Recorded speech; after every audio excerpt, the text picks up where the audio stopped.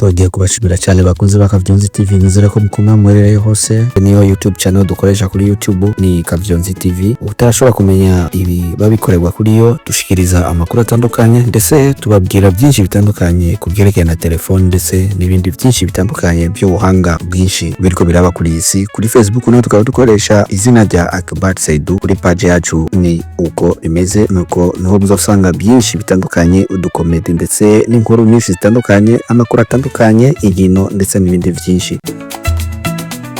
Tariki 8 niho harayabaye umupira w'amaguru wariko ubera hariya kuri stade ya Emirates Stadium ku ruhande rwa Arsenal yari kihura n'umugwi wa Realmadrid, aho umugwi wa Arsenal warawikoreye ku bitsindo 3 ku busa y'umugwi wa Realmadrid. Igice ca mbere kikaba carangiye ku mpande zose ari ubusa ku busa. Ku munota 58 n'umukinyi Rice yashiramo igitsindo ca mbere, ivyishimo vyari byinshi ku mugwi wa Arsenal ndetse n'abafanzi ba Arsenal. Ibitevye ku mukinyi Rice asubiza ikindi gitsindo ku munota 75, umukinyi Merino yashize ikindi gitsindo ceba ibitsindo 3 ku busa bwa Real Madrid.